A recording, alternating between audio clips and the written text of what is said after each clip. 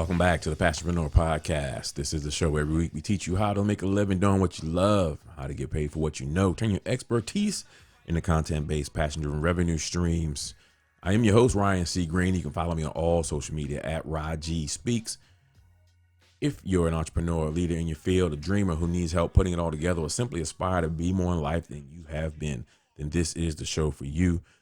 I want to thank you again. If you haven't done so already, make sure you click the follow and subscribe button on the podcast that you're listening to. But also, most importantly, share the podcast. Share it out with your friends. Share it out with your network. Let them know what's going on via the Passionpreneur Podcast as well. Don't keep all the goodness to yourself. Help your circle grow with you. And just for listening to today's show, if you're ready to begin your journey of becoming a passionpreneur, I want to give you my book, Becoming a Passionpreneur. That's right. It's the entire book based around the secrets where I teach you how to reignite your fire within and start getting paid for what you know and build those passion-driven revenue streams. So I'm going to give it to you for free. If you want your free copy of the book, simply text the word book to 614-333-0338. And again, text the word book to 614-333-0338. And you'll receive a link with instructions on how to get your copy right away.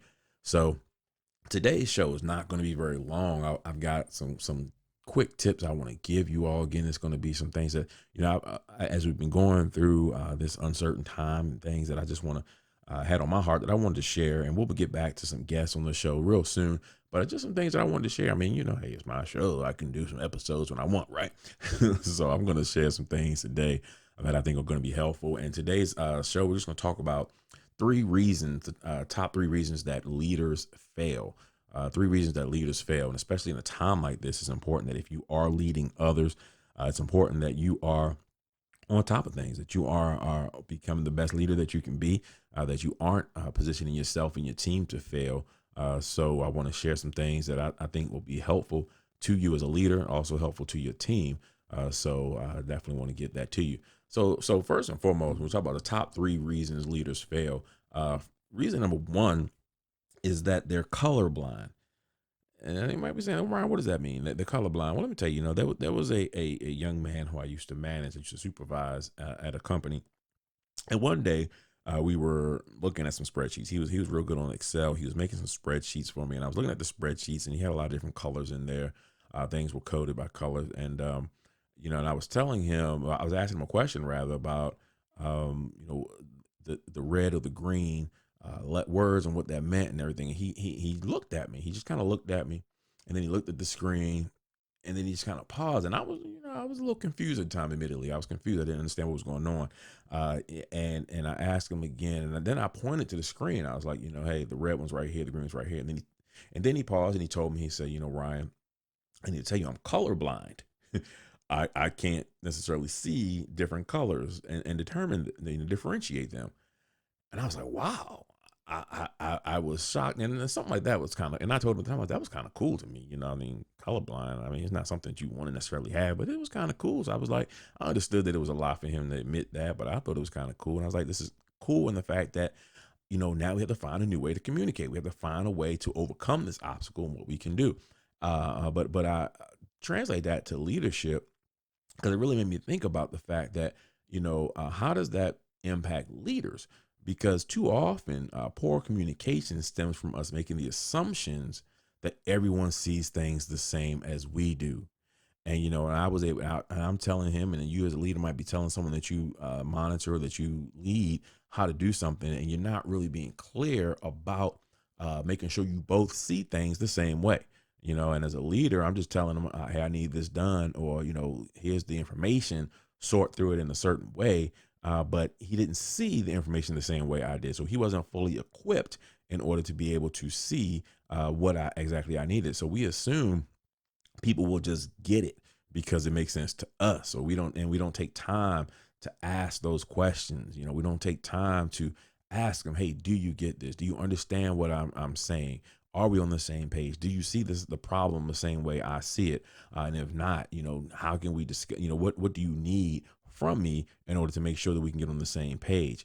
But also then, we don't listen to feedback. What if I, hadn't paid attention to him telling me he was colorblind? Or what if I didn't, know what that meant, or didn't care enough to say, okay, well, if you're colorblind, what do we need to do in order to make sure that you can be successful in your job, or that we can communicate and get the job done together. And then leaders fail when they don't adjust your own communication when necessary. See, I could have been one of those leaders that just were like, well, this is how I want it done. This is what I said, and get it done, regardless of what your hang up may be, regardless of what your obstacle and roadblocks may be.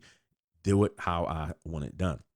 And as a leader, if you are that type of person where you don't want to listen to others, you don't want to hear the feedback from your team, and you don't want to adjust your communication style when necessary in order to get the most out of your people, then you're going to fail every single time. So you can't be colorblind as a leader. And then the second thing, we're going to move on. The second reason that leaders fail is that there's an inability to take decisive action.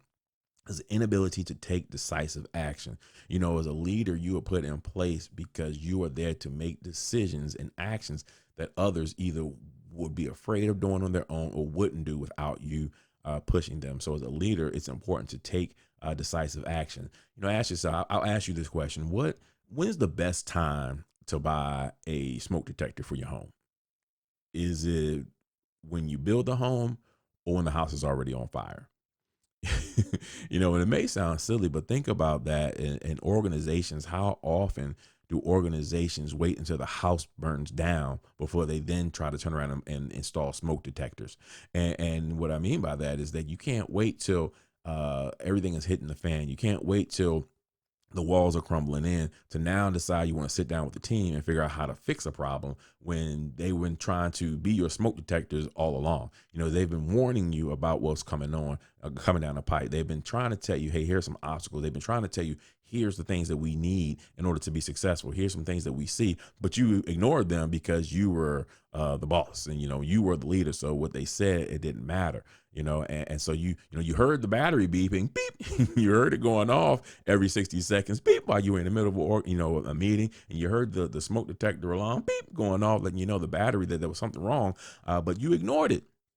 And leaders who cannot make decisions kill the entire organization. So when you have that smoke detector, when you have those things that are the warning signs, if you can't take that information and make a decision and take action, then you are going to kill your entire organization. Okay. One of the core responsibilities of leaders is to make the decisions and take action. So as a leader, you may know what's right and wrong, or you may know what the best decision is, but then you also have to take the next step and actually take action. Take action. You can't sit there and watch everything fall apart and then want to blame your team, or then want to go and start firing people and throwing fits at the job and trying to find out who else was responsible for it when it was you. You were the one that was supposed to make a decision. You were the one that was supposed to take action. So when you stop taking action, when you stop doing those things as a leader that need to be done, that's when you're going to begin to see your organizations fail as well. And then the final the final top reason that leaders fail is that they lose the trust of their team.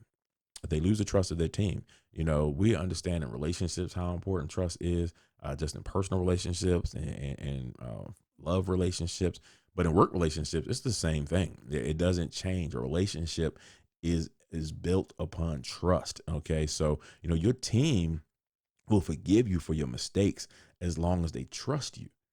But the second that they don't trust you, the second that, you do something that violates that trust and that they can't believe in you, they're not going to be so forgiving, because now they don't know what your motive is. They don't know what you're trying to do. They don't know if they can, if you're trying to get them, if you have their back, but you can't be afraid to make mistakes as a leader. And the way that you get rid of that fear is by being open, having that communication, working with your team to make sure that they have that trust in you. Once you lose that trust, it's a wrap. There's no getting it back. I mean, you see it in sports all the time. You see where a team will fire a coach and bring in a new, voice. That's what they say. We need a new voice in the locker room. Now, why do they fire the coach? The teams are losing. They don't get rid of the players. They, first they get rid of the coaches. The game doesn't change. And many times it's not the X's and O's that are, big difference. If you're playing basketball, it's still the same game. Dribble, pass, shoot. Dribble, pass, shoot. It's the same game. So what is it about the coach that makes a difference? It's that renewed trust. When they don't, the team loses that trust in the coach, you got to bring someone else in. You get that renewed trust, and that causes the behaviors to change, and success begins to occur, because now it's like, okay, I know all I have to do is dribble, pass, shoot, but I trust that you're telling me that, okay, I got to dribble 3 times, pass twice, then shoot, versus, oh, I got to dribble once, pass twice, then shoot. But I trust you in your way now, because you've built that trust. You've shown me that you have that credibility. You've shown me that you care. So, as a leader, you have to make sure that you don't lose that trust in your team, because there's no getting it back. And I've seen so many times you have leaders who feel threatened by the team. They feel like they're afraid to fail. They feel like they're afraid to mess up, and that's poor leadership. It's lackluster leadership. The best leaders are the ones who aren't afraid to build up their other people. The real sign of a leader's success is how many other leaders they develop. If you run an organization, and if you're a manager, and let's say, I've worked in call centers in my day, and there'll be 40 of us in the call center and one general manager. And that general manager, wants to, there's 2 ways you can do it. You can rule with an iron fist, and you're trying to keep everyone down in their position, and you're the leader, you're the boss. Or the more positive and more productive way to do it is, start helping those people get the promotions and get out of the office. The real leaders are those who are able to help others pursue their goals and achieve their dreams and build better leaders out of them. So if you got an office of 40 people, and you can say, hey, over the last year, we've got 12 people got promoted out of here. You're not losing people, you're building people. So you got to have that abundant mindset as a leader, and that will generate much more success. So the top 3 reasons I think leaders fail is that, 1, they're going to be colorblind. They don't want to see that other people actually see things differently. You've got to be able to make sure that you and your team are on the same page. Number 2 is that inability to take decisive action. Even if you know the right thing to do, you have to actually be able to pull the trigger and go ahead and take that action. And then 3, they lose the trust of their team. You want to make sure that you are always have that trust, because once that trust is gone, it's over. So listen, as we move forward, as we are trying to navigate life, navigate business, navigate our success, and how we pursue our passions, it's important to remember those 3 things, because as we're leading now in this new frontier, as we're leading now in this new normal, it's important that that you position yourself to be a successful leader and not one that's set up to fail. So I want to thank you again. Stay safe. Keep your butt home and use this time to listen to past episodes or whatever, but stay home, stay safe, and let's get out of this all together. I look forward to working with you, talking to you again, and seeing you real soon. And that's going to do it for this week's episode of the Passionpreneur Podcast. If you liked it, tell someone else about it. Go ahead and share it out, and also make sure you click that subscribe button and follow us and listen to every week's episode. I am your host, Ryan C. Greene. You can reach me at www.ryancgreene.com. Follow me on all social media at Raji Speaks. I look forward to working with you, talking to you soon. And just remember, if the best part about going to work is getting off of work, it's time to become a passionpreneur.